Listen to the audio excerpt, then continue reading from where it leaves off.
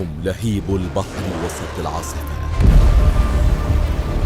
هم البركان في لحظة خاطفة،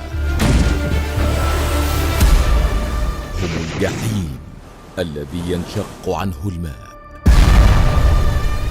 فنرى قوة على السطح تترقب وقطعا في الأعماق تتأهل. هذا بأسهم وتلك نيرانهم، وما خفي كان أقوى وأعظم.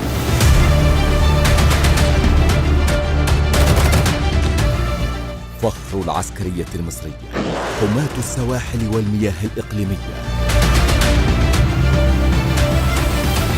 إنهم رجال القوات البحرية المصرية.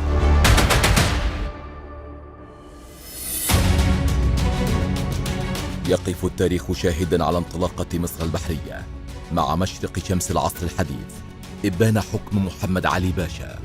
ومنذ ذلك الحين تنامت القدرات القتالية لقواتنا البحرية لتناظر أقوى البحريات على مستوى العالم.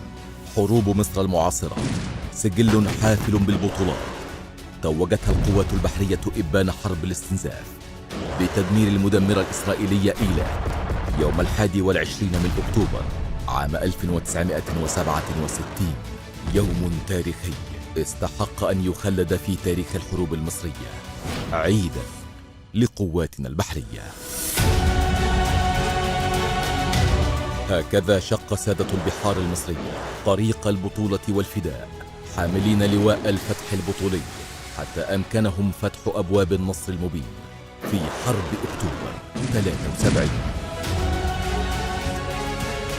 انتهت الحرب بأعظم انتصار خلده التاريخ، فلم يتوانى سادة البحار عن تطوير قدراتهم القتالية حتى بلغ التطوير مداه أعقب ثورة 30 من يونيو 2013. قفزة نوعية شهدتها المنظومات القتالية لقواتنا البحرية على مدى 8 سنوات مضت، أمكن خلالها تأمين المسرح البحري بعشرات القطع البحرية تتقدمها حاملتا المروحيات جمال عبد الناصر وأنور السادات من طراز مسترال.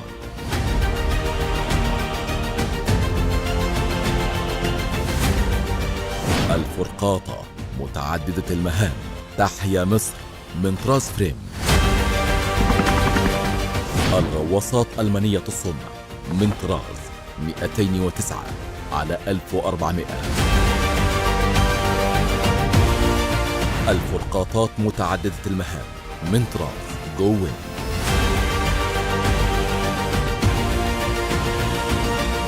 وتعاظمت القدرات القتالية لقواتنا البحرية خلال عام مضى بتدشين المزيد من الوحدات الجديدة، ومنها الفرقاطة الجلالة.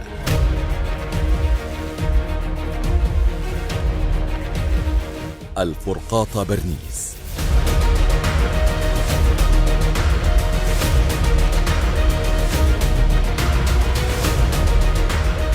الفرقاطة بورسعيد. الغواصة اس 44. اللانشات من طراز عمر بن الخطاب. اهتمام مماثل شهده التصنيع الحربي المحلي بإنتاج عشرات القطع البحرية، ومنها اللانشات طراز سويفت 28 مترا، القاطرة مصطفى محمود، القاطرة لطفي جد الله. الفرقاطات الجديدة من طراز جوين، واللانشات القتالية المدرعة من طراز رافال 1200. وتواصل العمل حتى اكتمل الأمل بإنشاء المزيد من القواعد البحرية، ومنها قاعدة برنيس العسكرية،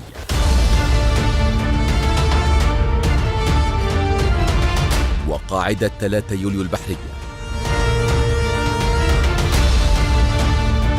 إنشاء قاعدة بورسعيد البحرية، وإنشاء رصيف السفن التجارية بأبو قير مع بدء أعمال التكريك.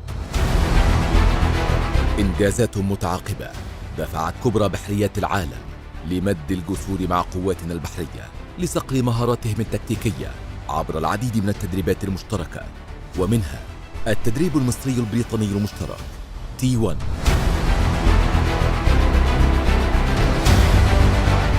التدريب المصري الروسي المشترك جسر الصداقة.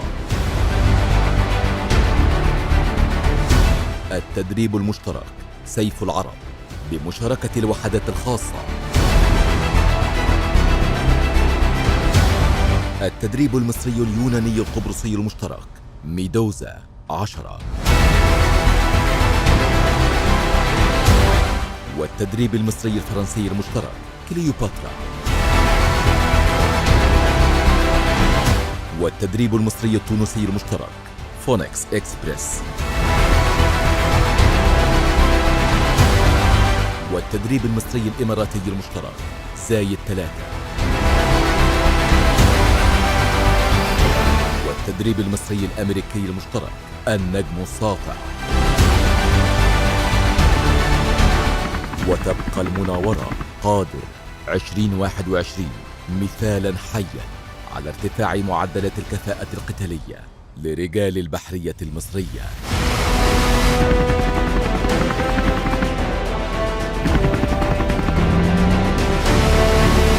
مناورة تعبوية وتكتيكية تجلت فيها القدرات الاحترافية عبر إطلاق منظومات الصواريخ والمدفعية من الفرقاطات واللانشات، بالإضافة لإطلاق التوربيدات من الغواصات.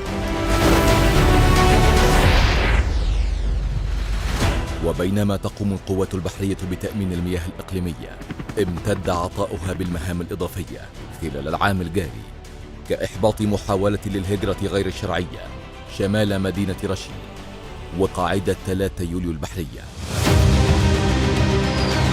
تتنوع القدرات وتتعاظم الإنجازات، ويبقى الفرد المقاتل محوراً رئيسياً في معادلة الإنجاز البحري.